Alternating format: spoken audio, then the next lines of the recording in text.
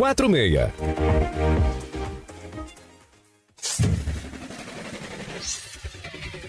Começa agora o Folha no Ar, primeira edição.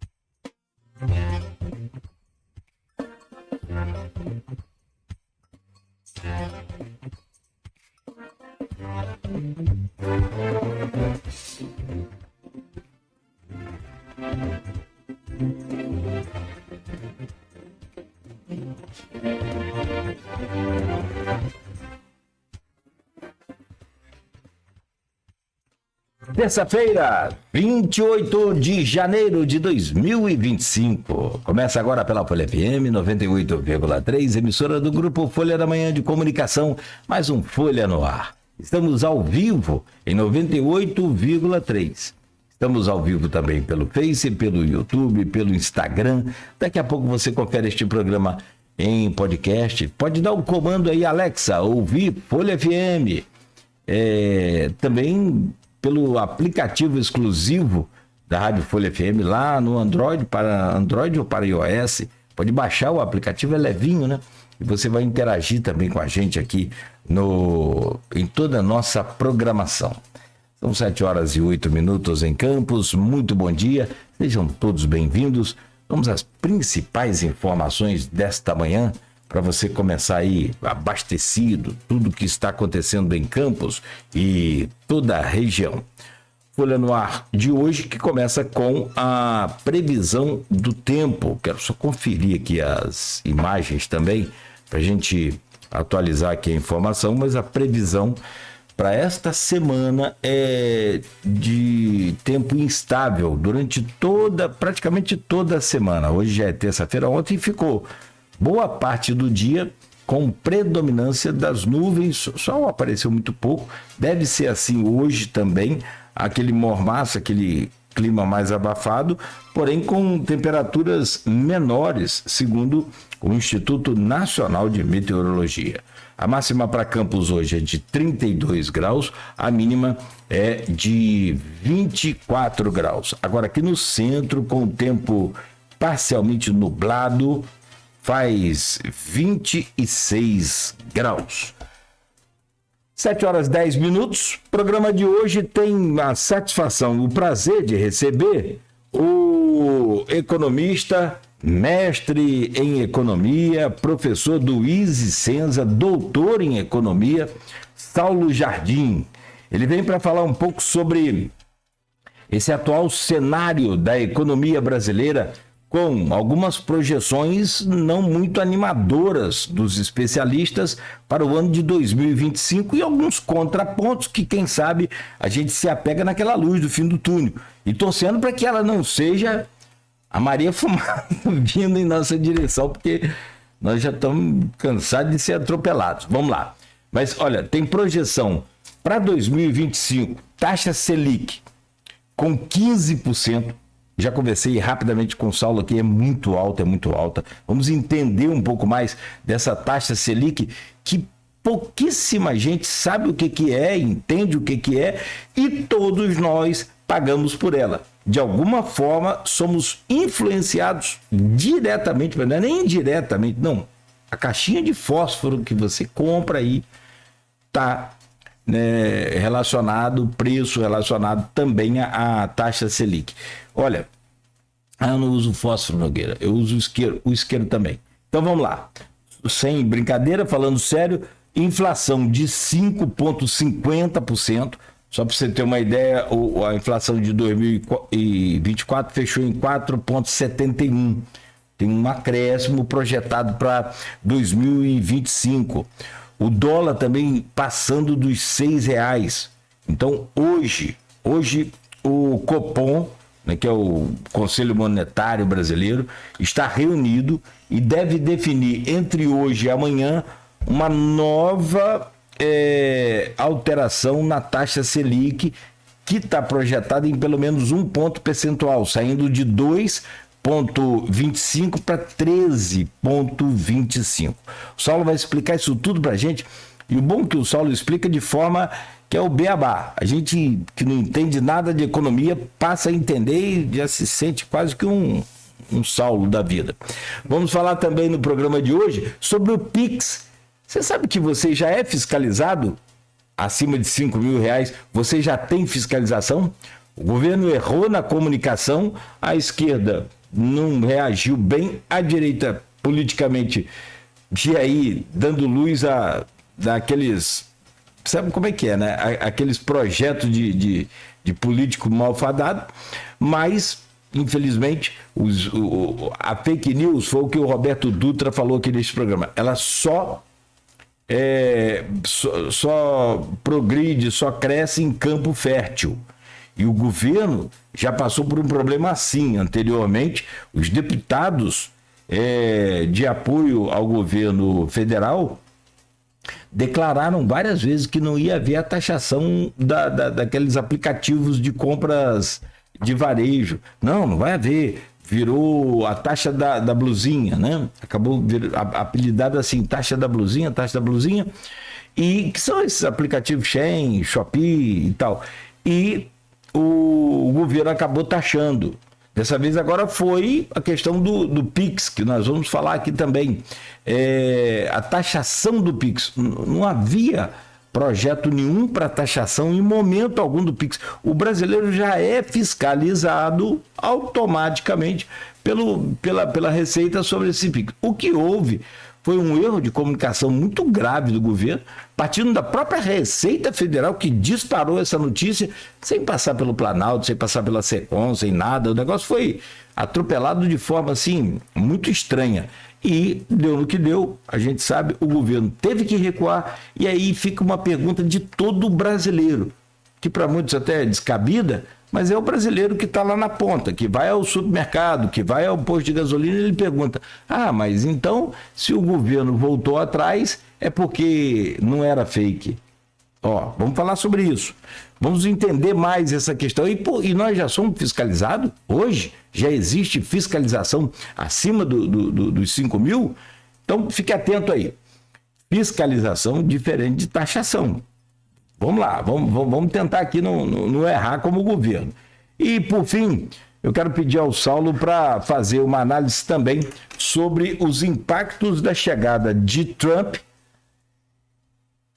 e o seu imperialismo. Não tem como negar. O cara virou muito doido. E ele vem trazendo aí taxação para tudo, deixou Haddad no chinelo com o negócio de que Haddad ganhou o apelido de Taxad, né? Trump já disparou, é taxa para tudo. Colômbia resolveu não aceitar os aviões com refugiados dos Estados Unidos, que são colombianos. Imediatamente ele aumentou para 25%. Do nada falou que não vai aceitar os aviões nossos, não? Beleza. Então, 25% aí a taxa nossa de relação comercial a partir de agora, explicando rapidamente. E aí a Colômbia teve que voltar atrás e passou a aceitar, e a taxa voltou de novo. Então, assim, e isso se na outra semana continuar sem aceitar, ia para 50%. Ou seja, é pé no pescoço. E o mundo, como é que reage a isso? Eu tenho duas notícias, rapidinho, só para fechar. Uma é de que, pelo menos na minha expectativa, a China é o nosso maior parceiro comercial. Os Estados Unidos acho que o terceiro, o BRICS é o segundo. A gente tem uma mudança nesse cenário aí. A Argentina é um importante parceiro comercial nosso, ou seja, importa muito nossos produtos. Bom, vamos lá. Toda vez que os Estados Unidos brigam com a China, e que é a grande briga desse negócio, de toda essa situação, o Brasil se dá bem. Exporta, mas o que a China importa dos Estados Unidos? Comida, basicamente comida. E exporta tecnologia. E o Brasil pede na concorrência para os Estados Unidos, que exporta melhor para a China.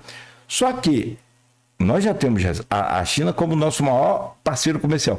Podemos ter, como já tivemos, principalmente na proteína, tanto ave,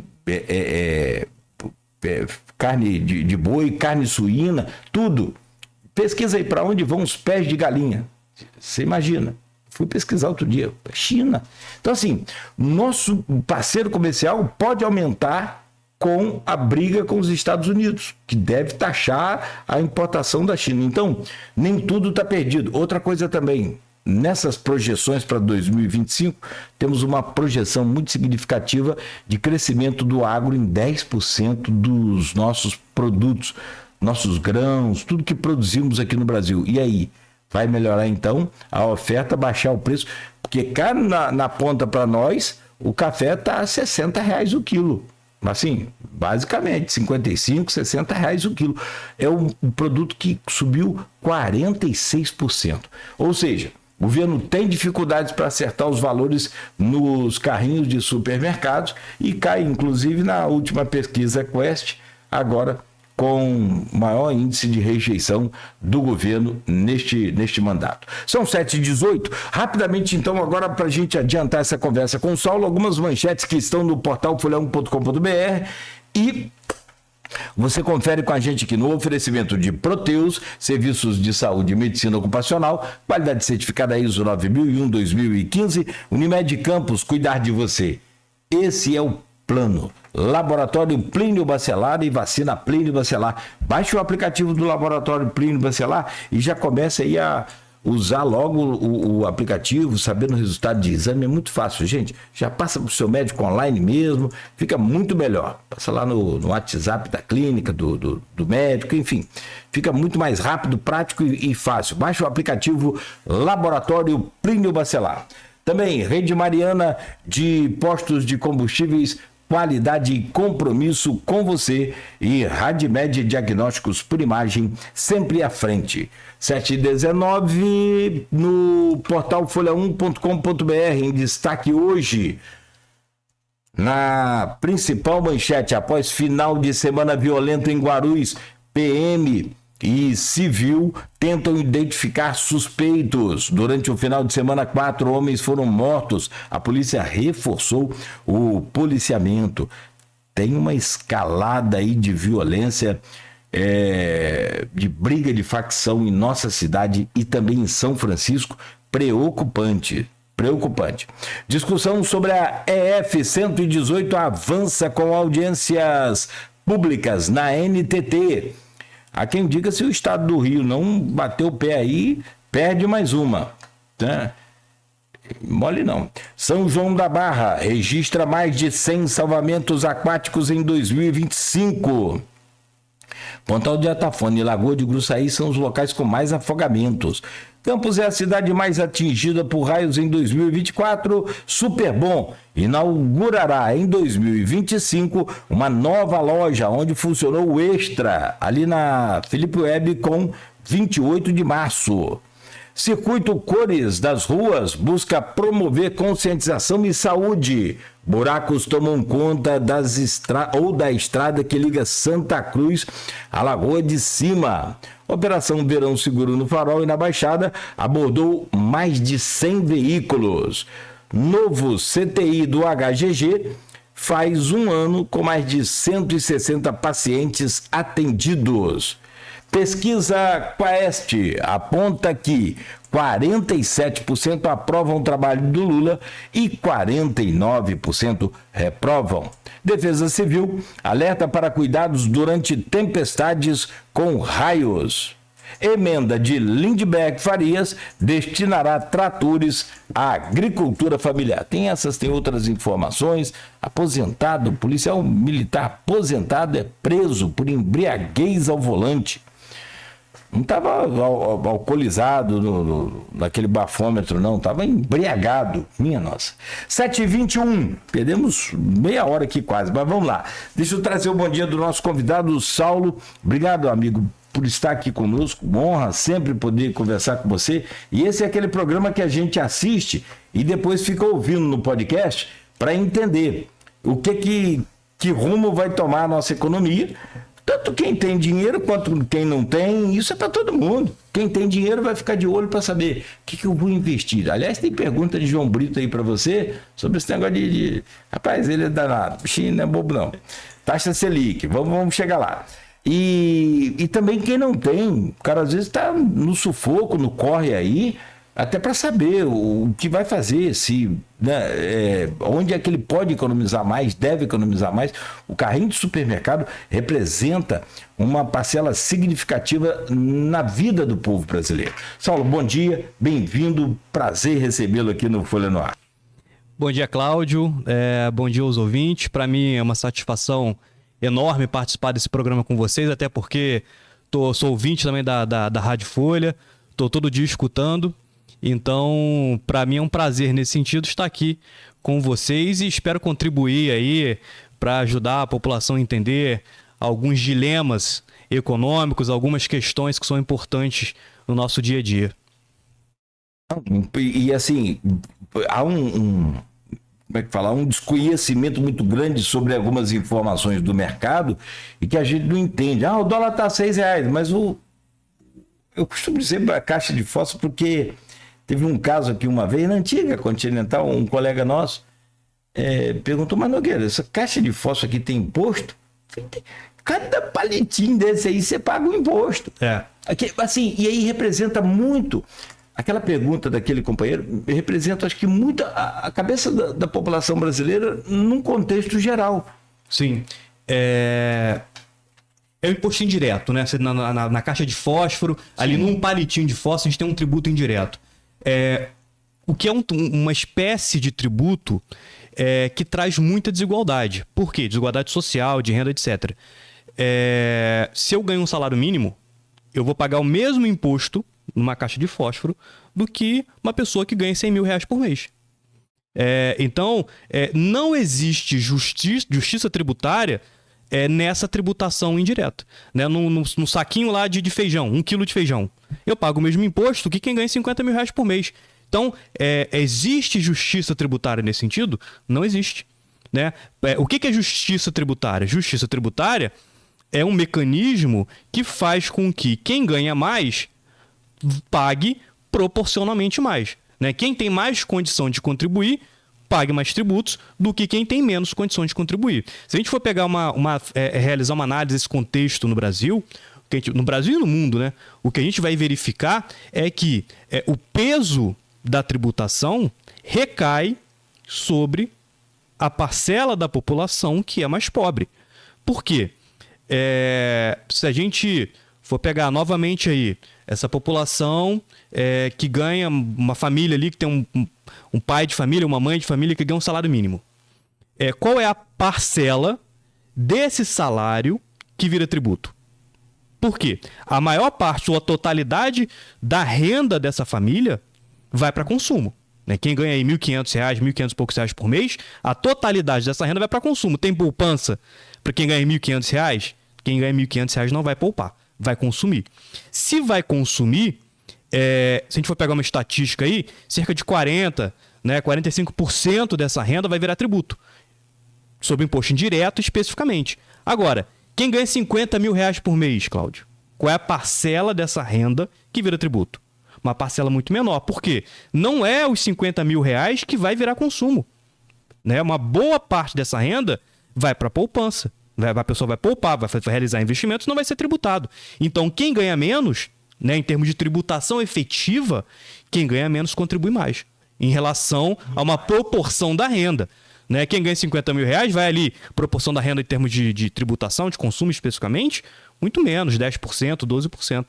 Então, há uma injustiça tributária nesse sentido. É a questão de taxar os ricos. Não é de taxar, é de aumentar a tributação para os ricos. Em termos de progressividade de tributação, e está previsto na nossa Constituição de 88, então existe uma legitimidade, né? Uma vez que lá na Constituinte foi estabelecido que, olha, se eu ganho, falando aqui de alíquota efetiva, de fato quanto se paga de imposto de renda, por exemplo, se eu ganho R$ 3.000 por mês, né, a minha alíquota efetiva de imposto de renda vai ser ali em torno de 5%. 5% dessa minha renda, 7%, não sei o valor exato aqui, mas assim, por exemplo, 7% vai ser a tributação, vai virar tributação. Se eu ganho R$ 10.000, essa alíquota efetiva sobe, ela vai ali para os 10%. Por quê? Porque eu ganho mais. Se eu ganho mais, a minha capacidade contributiva ela é maior. Isso está previsto lá na Constituição. Quem ganha mais paga proporcionalmente mais em termos de imposto. Né? E esse mecanismo previsto na Constituição é importante por quê? Porque entende que quem ganha mais, em média, Cláudio, teve acesso a condições melhores de educação, de estudo, e nesse sentido tem uma vantagem, em termos de meritocracia aqui, mas tem uma vantagem em relação a quem não teve acesso a esses serviços tão importantes na infância, na juventude. Então, é um mecanismo que tem como objetivo mitigar essa desigualdade que é enorme no nosso Brasil. Né? A tributação aí é progressiva. Agora, para que a gente pague um imposto justo, quem ganha 1.500 e quem ganha 50 mil, como que seria, então, por exemplo, no feijão que você falou, qual seria a forma de equalizar esse problema? Mundo ideal, tributação sobre a renda. Não se tributa produtos, se tributa a renda. Qual é o problema disso aqui, atualmente no Brasil? Uma parcela significativa da população é autônoma, é profissional autônomo ou está na informalidade. Ou ainda existe uma parcela significativa de parte da população, né, que não declara corretamente com a renda que é oferida anualmente. Então a Receita Federal tem uma dificuldade de identificar ali qual é a renda exata de boa parcela da população. Então tem uma dificuldade para tributar corretamente. Solução, ela vai tributar o consumo, né? Na verdade, essa tributação do consumo vem com a reforma tributária, né? Ela vai tributar ali a produção de alguns produtos que vai ser cobrado ali no consumidor na hora da compra. O que é ineficaz sob o ponto de vista já da justiça tributária. O ideal é tributar a renda. Vai tributar a renda, quem ganha mais paga proporcionalmente mais. Teve uma medida do governo Lula recentemente... Isso baixaria os produtos, os valores dos produtos? Em tese. Porque depende do empresário. O empresário está lá, diminuiu a tributação do produto. Se ele vai o empresário pode baixar ou não, pode manter o preço ali. Né? Depende das condições de mercado. Aí pode acionar aquele gatilho, né, de preço tabelado, aí depende também. Né? Já tivemos isso no Brasil. Né? Tabelar preço, a história nos ensinou, a história do Brasil, que foi um erro. Né? Quando você tabela preço, você cria desabastecimento no mercado. Então, o que a gente aprendeu, se a gente aprendeu alguma coisa no período de hiperinflação, é que tabelamento de preço não funciona. Não é o caso. Não é o caso. Agora o produto passa a assumir, desculpa. Sim. Agora foi enviado na verdade, eu não sei se foi enviado ao Congresso, mas seria enviado ao Congresso um reajuste no valor de tributação do imposto de renda. Né? Isso foi noticiado no final do ano passado. e o governo tinha edificado de enviar ao Congresso a seguinte proposta: rendas até 5 mil reais, ou algum valor próximo disso, seria isento de imposto de renda. Né? Chegou a ser bastante... Promessa de campanha. Promessa de campanha, inclusive. Então tem uma legitimidade aqui, sob o ponto de vista da democracia. Foi enviado ao Congresso, é possível, né, que o governo faça um investimento político para aprovação dessa proposta nesse ano, e essa proposta de lei passe a entrar em vigor a partir do ano de 2026. Né? É uma promessa de campanha importante sob o ponto de vista da justiça tributária. Agora, a gente precisa discutir também, porque tem o seguinte, em termos de alíquota efetiva de imposto de renda, Cláudio. A alíquota efetiva ela é progressiva. Quanto mais você ganha, mais você paga. Posso falar aqui? Sim, diga. Só rapidinho, se não for te atrapalhar aí. A faixa de R$ 2.259 a R$ 2.826, 7,5%. A faixa de R$ 2.826 a R$ 3.751 por mês, tributação de 15%. Rapaz, é muito alto, né? A tributação para quem ganha de R$ 3.751 a R$ 4.664 é de 22,5%. E acima de R$ 4.664, de 27,5%. Agora tem um detalhe importante aí nessa tabela. Se você ganha 5 mil reais hoje, não significa que você vai pagar 27,5. Significa que ele vai tributar por faixa. Por exemplo, até a faixa de 2 mil e pouco, você é isento. Então, olha, aí você vai tirar lá no seu salário. Meu salário é 5 mil. Você vai lá e tira, isso aqui então aí, não paga. 2 mil e pouco. 2.259. Você vai fazer uma média aí. Quem ganha 5 mil reais, a alíquota efetiva vai ficar em torno de 9%, 8%. Entendi. É uma média, vai tributar as faixas. 2.250 vai sobrar 2.750 para ser tributado, então. Para ser tributado, com faixas diferentes, de acordo com o que está aí. Ah, tá. O que vai sofrer tributação de 27,5% é só esse valor que está acima de 4 mil e pouco. Acima de 5 O que importa no final, o que é a alíquota efetiva? É a média dessas faixas. Então, quem ganha 5 mil não paga 27,5%. Vai pagar a alíquota efetiva de fato.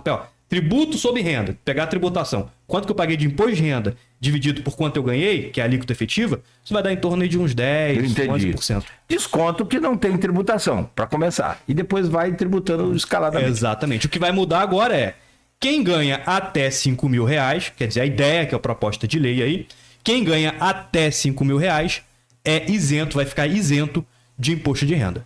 É o que foi feito é a promessa de campanha e que é o politicamente que o governo provavelmente vai investir politicamente nesse ano para que seja aprovado. Agora tem um ponto importante aqui. Em termos de alíquota efetiva de imposto de renda. Se eu ganho 50 mil reais por mês, a minha alíquota efetiva fica muito próxima de 27,5%. A média ali, por quê? Acima de 4 mil e pouco, né? Então, você tem uma grande parcela da sua renda que está sendo tributada em 27,5%. Então, a alíquota efetiva, quem ganha 50 mil reais por mês vai ficar muito próximo de 27,5%. Agora, qual que é o problema aqui? Quem ganha 100 mil reais também fica próximo de 27,5%. Ou seja, nessa faixa que vai a partir de 50 mil reais, não tem mais progressividade tributária como previsto na Constituição. Então, uma proposta adicional, porque olha, qual é o problema aqui ainda?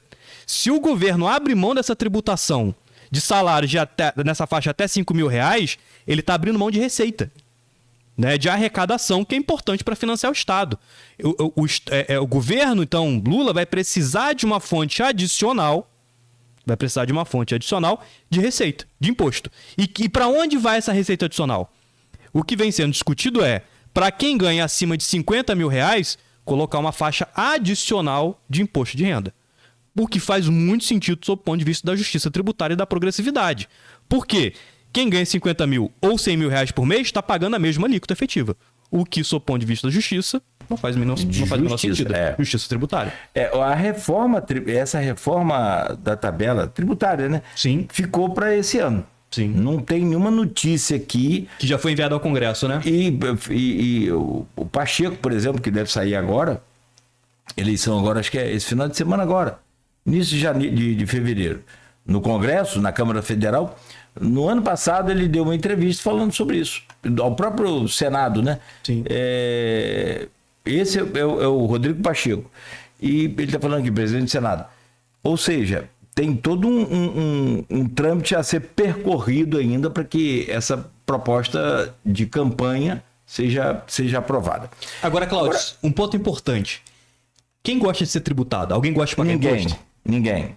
Mas Até porque tem muita injustiça, já que você está falando da injustiça, tem muita injustiça no retorno do nosso tributo. Porque a gente, cara, você quer ver uma injustiça?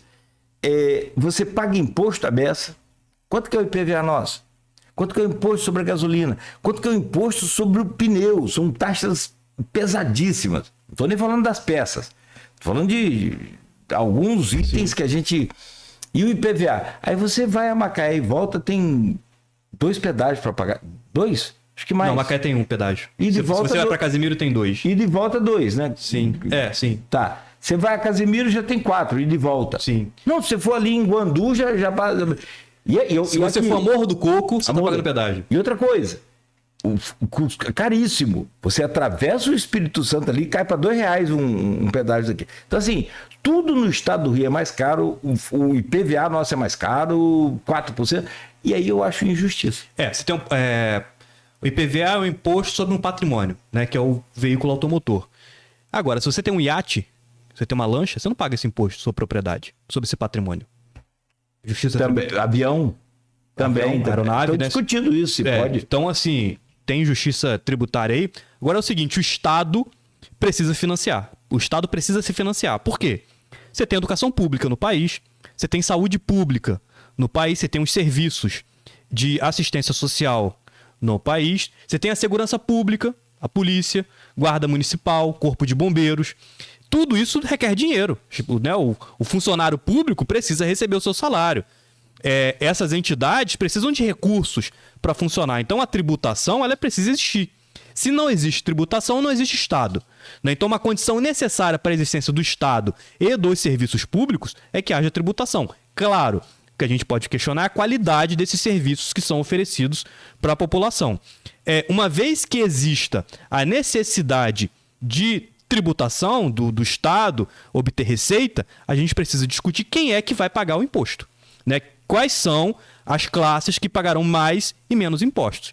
Então a gente precisa pensar em justiça tributária. Né? A gente pode entrar em inúmeras questões aqui sobre justiça, mas é um ponto importante que a população precisa estar informada e pensar criticamente. Bom, eu tenho uma dúvida muito grande sobre isso. E você vai dar isenção até 5 mil. Vai ter que, isso que você falou, vai ter que taxar para compensar. Tem que compensar. O governo, até pela lei de responsabilidade fiscal, por tudo. Cara, eu quero saber. Deixa eu formular a pergunta aqui, até porque você não tem como saber isso. Não sei se você sabe desses números assim de cabeça. Mas quando você taxa o rico, não é que é a salvação da lavoura, não é que é a solução do problema, mas é significativo esse valor que o governo vai receber? Temos tanta gente rica assim no Brasil? A gente tem uma parcela muito pequena, né, de gente rica, mas tem gente muito rica. E essa parcela aí de 0,1% da população mais rica do Brasil traz uma tributação significativa com essa alíquota adicional que vai ser necessário incluir no imposto de renda. Agora, não foi a única medida. Pelo que me parece, o secretário da Receita Federal estava dando uma entrevista, não é a única medida que foi adotada para compensar essa perda de tributação. Por exemplo, houve ali uma limitação do crescimento do salário mínimo. Né? Eu acho que é ali em torno de 2%. O valor vai crescendo. O crescimento real do salário mínimo vai ficar restringido a 2% ao ano. Salário mínimo real.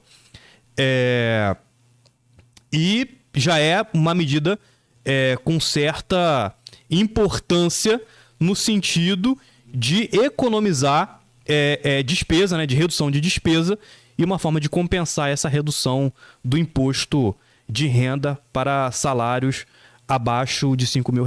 Então não vai ser uma única medida, pelo que o secretário da Receita Federal falou na mídia. Sim. Eu acho que o grande desafio hoje do governo é esse, nós vamos entrar nisso agora.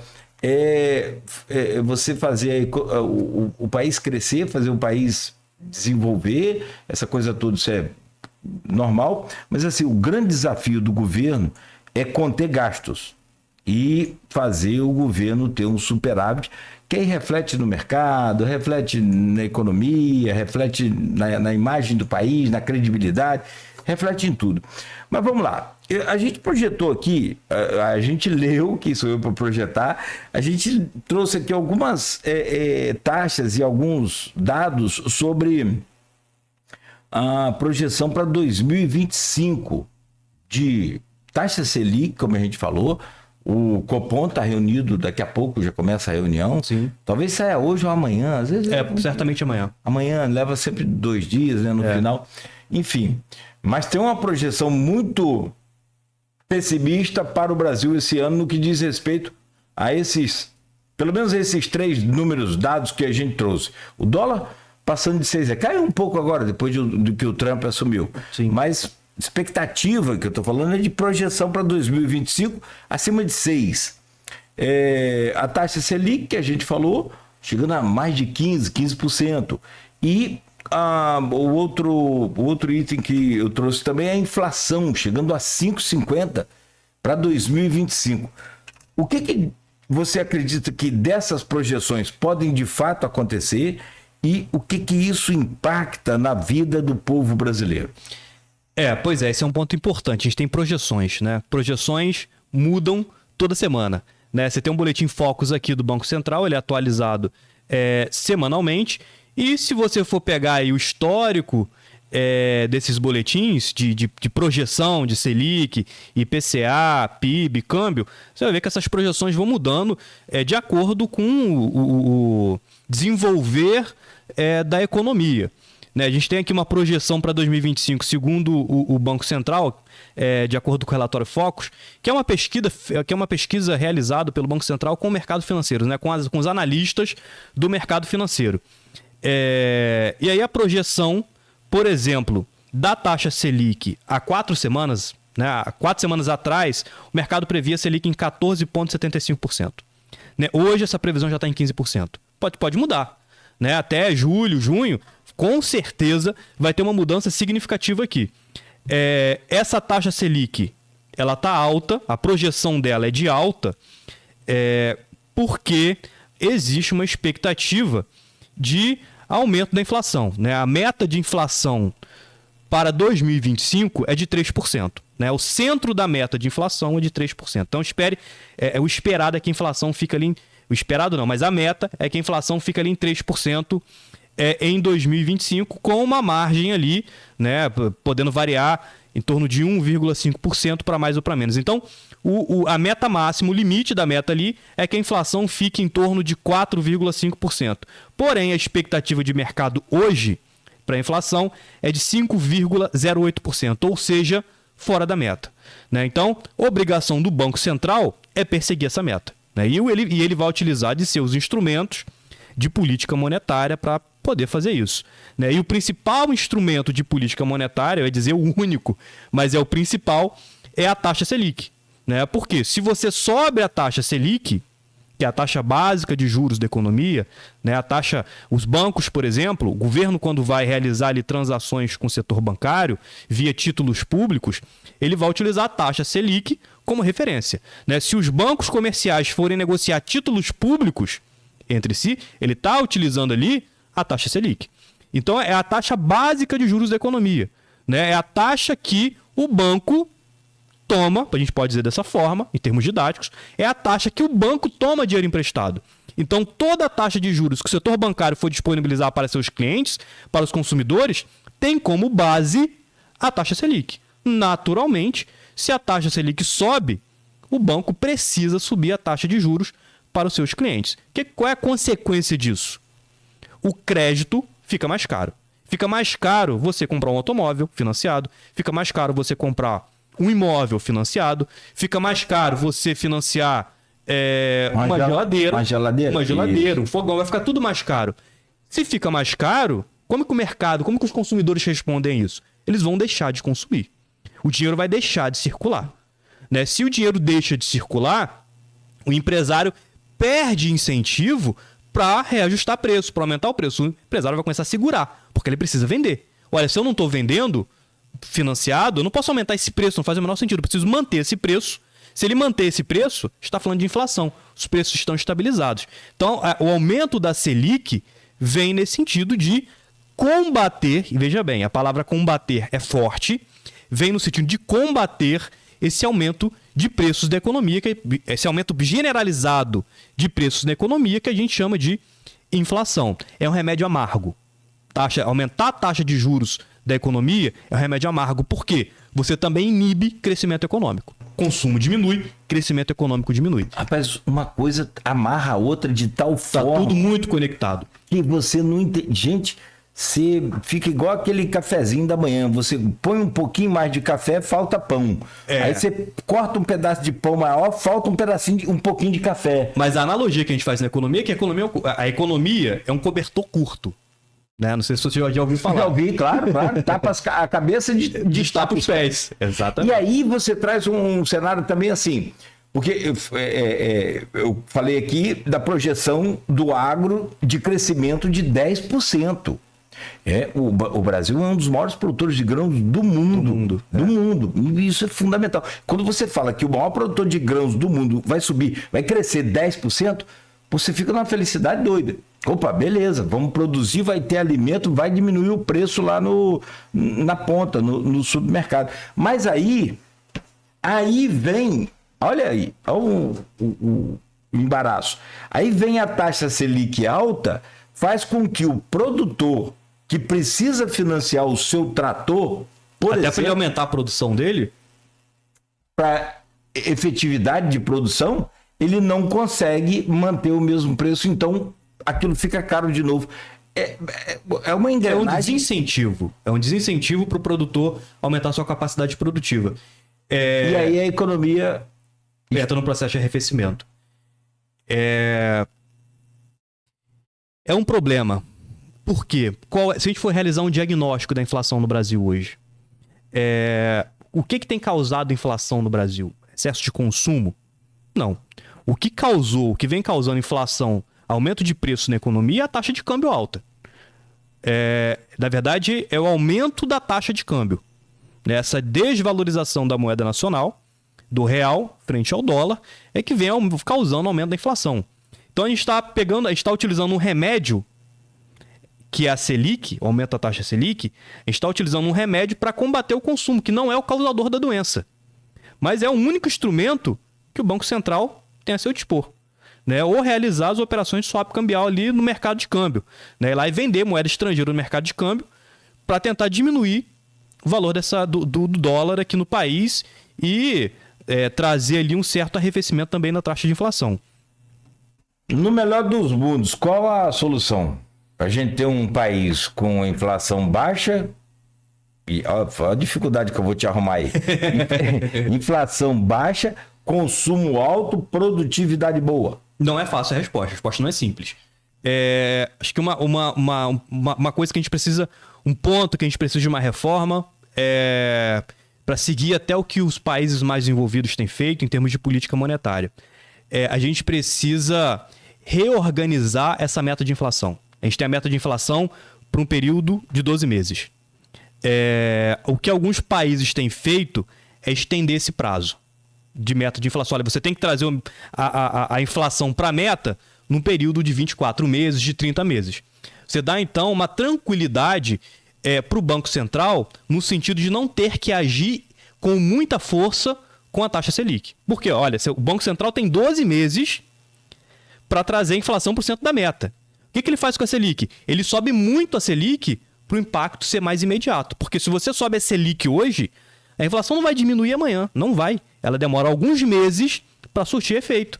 Agora, se você estende esse período em que o Banco Central tem para trazer a inflação para a meta, você não precisa subir tanto a taxa Selic, porque o tempo de resposta dessa taxa vai ser maior. Alguns países do mundo têm adotado esse tipo de estratégia para que a taxa de juros não suba muito. Agora, essa taxa de câmbio a R$6 ou mais, você tem um movimento especulativo muito grande no Brasil para fazer essa taxa subir dessa forma. Sim. O argumento que pode vir contrário a isso é dizer, olha, mas o mercado determina a taxa de câmbio e o mercado é o senhor todo racional que aloca da melhor forma os recursos. Mentira. Se fosse dessa forma, nós não teríamos crises econômicas. Você tem ali, a gente pode voltar lá para fazer uma reflexão e trazer a perspectiva aqui de 2008, crise de 1929, crise ali da década de 70 do petróleo, crise ali nos anos 2000 das empresas de tecnologia. O mercado exagerou, né, supervalorizou uma série de empresas de forma muito irracional e depois teve a quebradeira, que a gente já sabe como foi.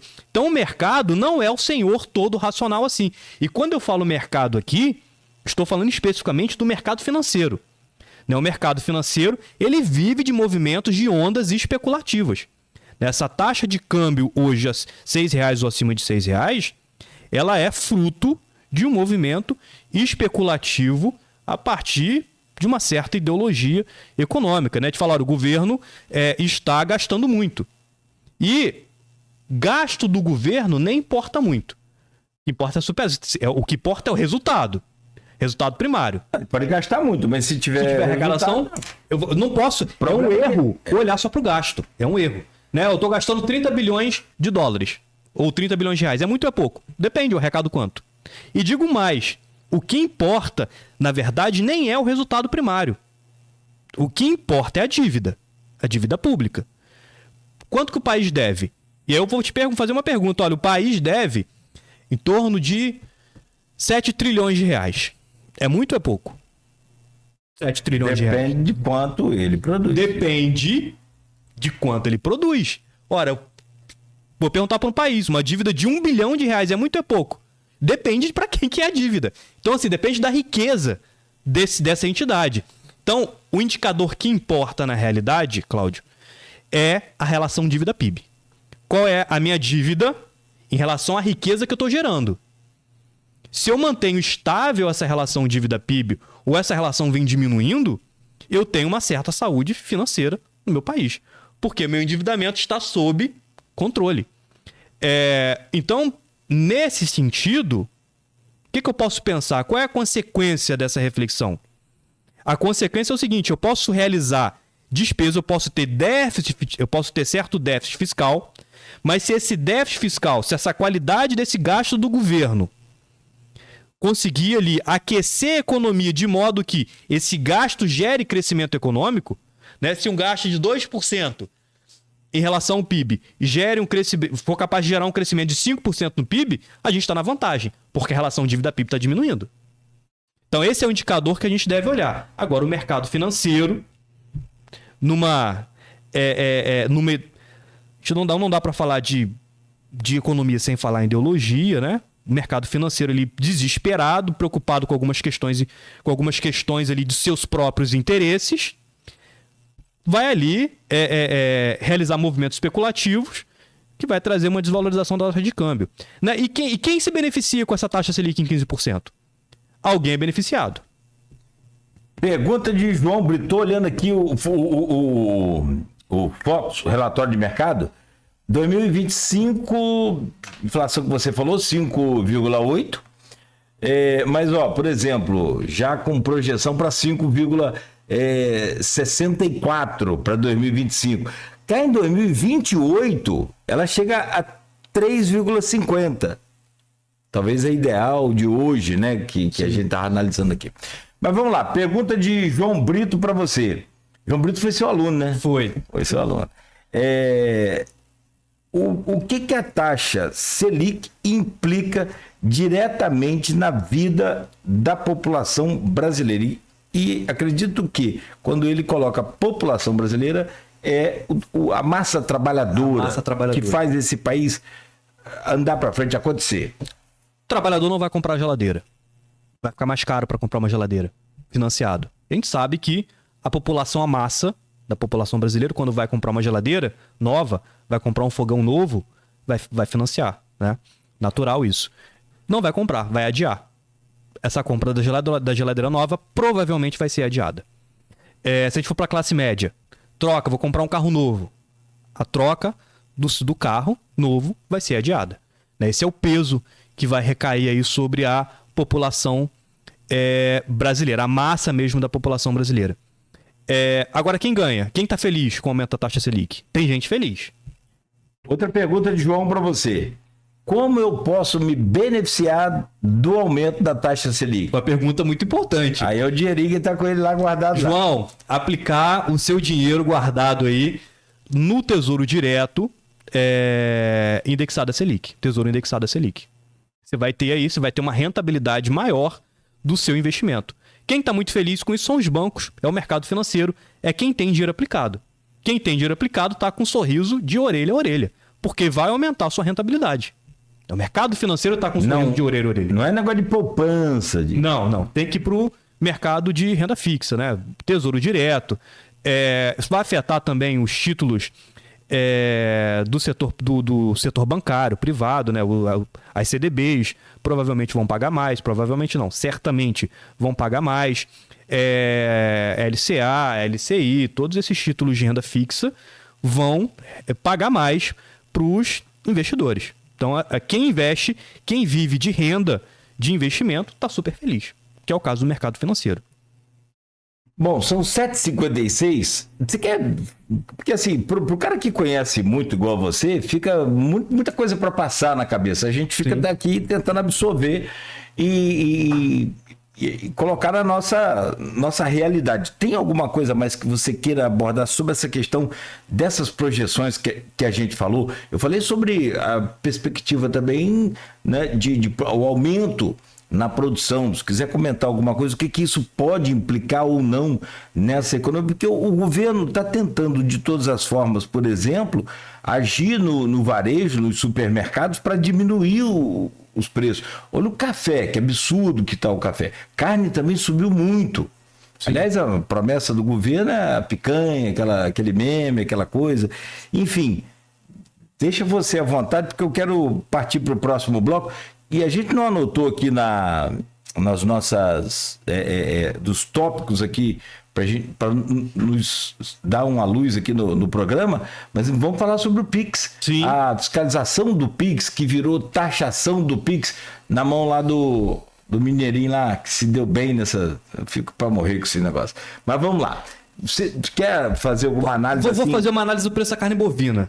Minha família, sou lá de Espírito Santinho, tem familiares que são pecuaristas. Autoprodutor de proteína. O pessoal produz proteína lá animal. Minha mãe, inclusive, trabalha lá, trabalha com um pouco de pecuária. E o que a gente percebe hoje na ponta, né, de quem está vendendo para o produtor de carne bovina é que o preço caiu significativamente. Agora, demora um pouco chegar no mercado. Houve uma subida de preço da carne bovina no final do ano passado, até novembro, o preço subiu muito para o produtor. E em novembro o preço ainda estava relativamente baixo para o consumidor.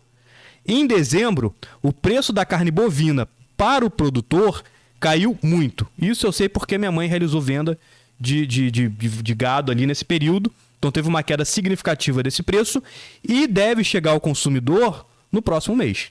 Então existe uma perspectiva para a carne bovina especificamente, existe uma perspectiva bem consistente de redução de preço. Um outro indicador importante que a gente pode chamar atenção aqui é desemprego. O Brasil hoje vive com a menor taxa de desemprego histórica. Porém, com boa parte dessa população na informalidade. Então, são empregos de baixa qualidade. Que é um desafio aí para o governo Lula resolver.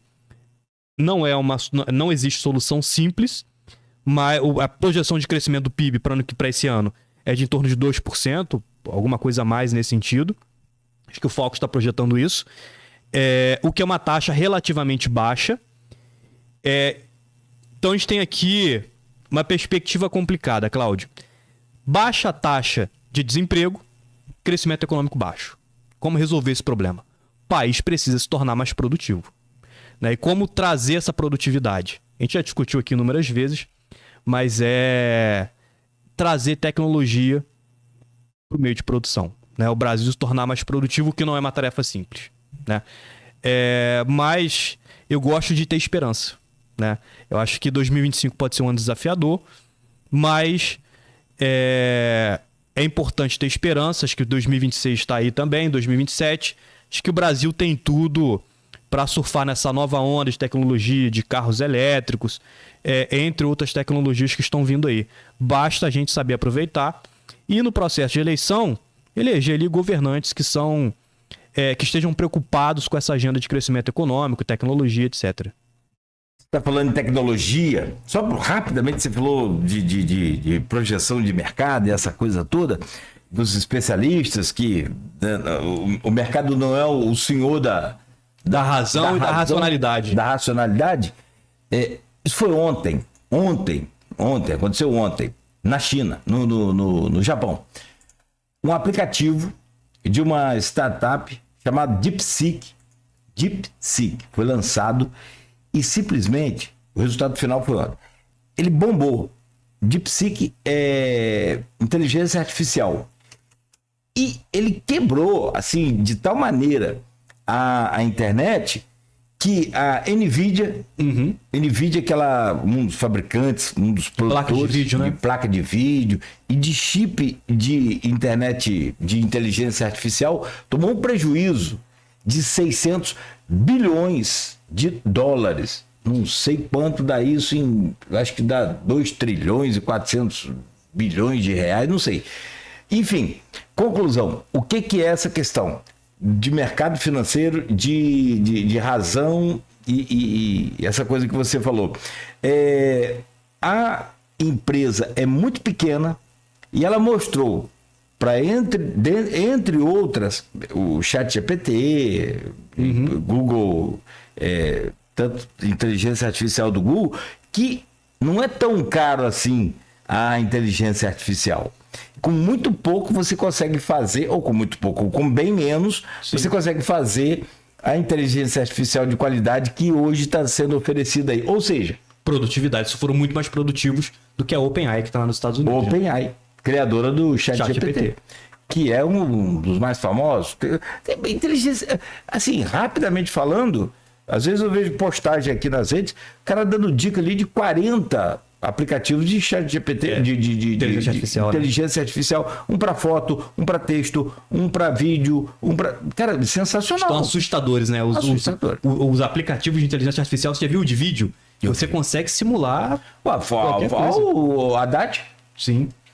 A pessoa falando, né? O Haddad falando, muito, muito arrastado, mas arrastado para quem? Para quem está ouvindo o Haddad todo dia. Você acha que o povo está ouvindo o Haddad todo dia? Não vai saber. Não vai saber. Não vai saber. Eu vi um vídeo de uma pessoa que eu não conheço falando, para mim não tinha inteligência artificial e tinha. Então, esse 87% da população brasileira, ou seja, quase 90% da população brasileira viu aquele vídeo, soube daquela fake, teve alguma informação por conta. O problema todo foi aquele... Porque a fake news, ela espalha. Mas para você desmentir, quando você vai desmentir, não tem reparação. A reparação não vem. Para reparar é impossível. Não, mas esquece. Não tem como refazer, não tem como não. Tanto é que nós vamos falar sobre isso daqui a pouco no próximo bloco. O governo recuou. Bom, são 8 horas e 3 minutos em Campos. A gente faz uma pausa rápida. Tem uma pergunta para você. Onde aqui, Marcelo? Você viu? No Instagram, não é? Então, vou deixar para o próximo bloco. Peço aí a quem deixou a pergunta aqui, só para a gente falar, foi o Luiz. Obrigado, Marcelo. Luiz Cláudio Santos Silva. Nesse cenário de Selic alta, o consórcio de alto ou imobiliário é uma opção? Daqui a pouco você responde? Sim, depois eu respondo. Tá, por favor aí. Valeu, Luiz Carlos. Ele coloca aqui também um programa muito bom. Bom por causa do Saulo. O Saulo é campeão. Acho que ele consegue, na minha opinião, ele consegue transmitir pra gente daquela forma assim mais popular. Se for usar ali os termos mercadológicos, a gente fica aqui perdido, enrolado. São 8 horas, pelo menos eu, me perdoe. 8 horas e 4 minutos, rápida pausa no Folha no Ar. A gente volta a seguir. Para seguir essa linha de raciocínio aí de investimento, eu tenho aqui uma dica da Nauta XP, com a equipe da Nauta XP trabalhando aí para poder te orientar. Confira aí, a gente volta logo a seguir no oferecimento de Proteus, Unimed Campos, Laboratório Plínio Bacelar, Vacina Plínio Bacelar, Rede Mariana de Postos de Combustíveis e Radmed Diagnósticos por Imagem.